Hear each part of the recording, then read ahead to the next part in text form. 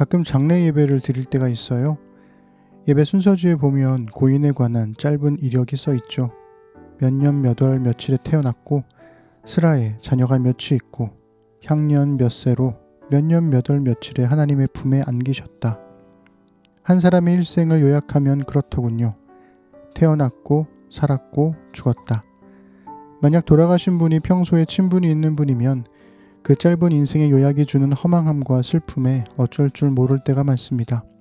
분명 돌아가신 분도 참 치열한 인생을 사셨을 텐데 그분의 인생도 드라마였을 텐데 남겨진 이야기가 너무 단촐한 거 아닌가 싶은, 그래도 돌아가신 분을 사랑하는 이들은 그분과의 추억과 삶을 기억해 주겠죠. 하지만 그 기억도 한 세대를 넘기지 못할 테니 또 슬퍼집니다. 역대기의 저자들은 다윗이 성전 건축을 준비한 왕으로 기억되길 바랐던 것 같아요. 마치 그의 가장 큰 업적이 성전 건축 준비라도 되는 것처럼 말합니다.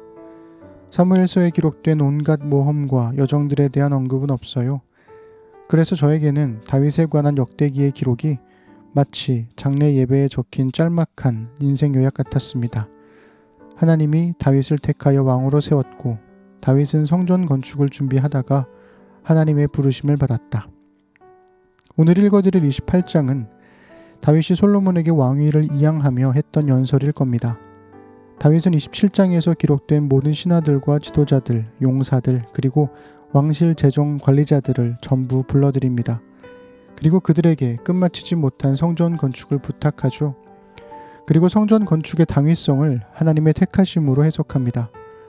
하나님이 다윗을 택하셔서 왕으로 세우셨고 솔로몬을 택하셔서 성전을 건축하게 하셨다는 거예요.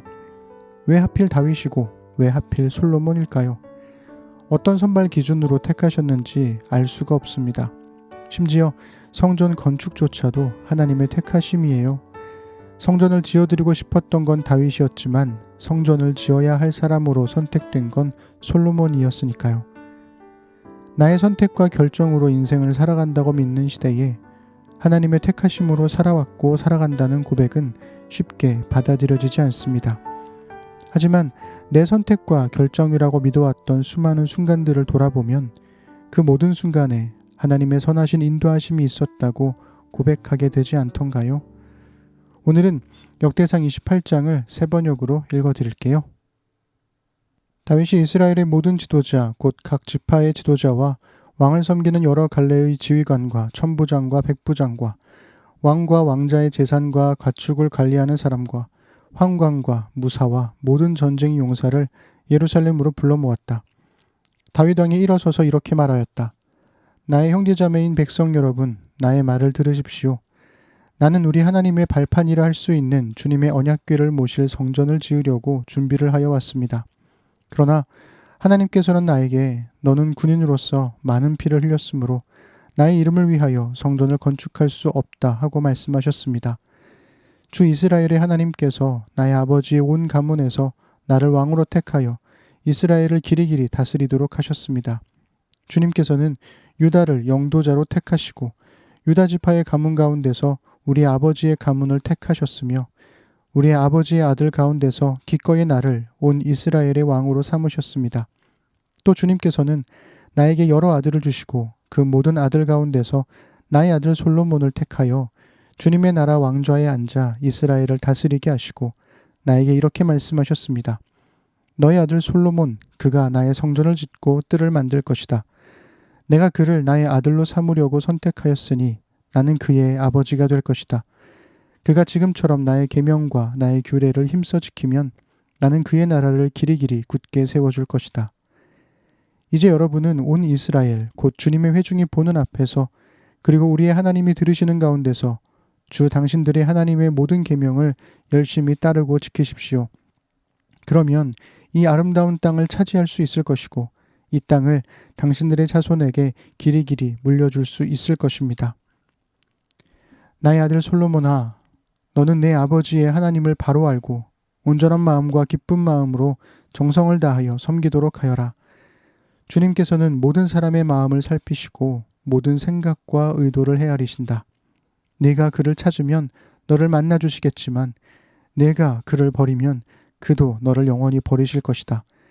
주님께서 성소가 될 성전을 짓게 하시려고 너를 택하신 사실을 명심하고 힘을 내어 일을 하여라.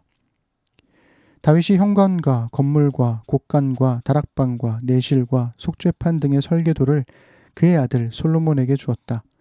또 그가 영감으로 받은 모든 것, 곧 하나님의 성전들과 주위의 모든 방과 하나님의 성전 곡간과 성물 곡간의 설교도를 주었다. 또 제사장과 레위 사람의 갈례와 주님의 성전에서 예배드리는 모든 일과 예배에 쓰는 모든 기구도 설명하여 주었다. 또 모든 예배에 쓸 여러 금기구를 만드는 데 필요한 금의 무게와 모든 예배에 쓰는 여러 은기구를 만드는 데 필요한 은의 무게와 또 금 등잔대와 금 등잔의 무게와 각 등잔대와 그 등잔의 무게와 은 등잔대도 마찬가지로 각 등잔대와 그 등잔의 무게를 그 등잔대의 용도에 따라 알려주었다.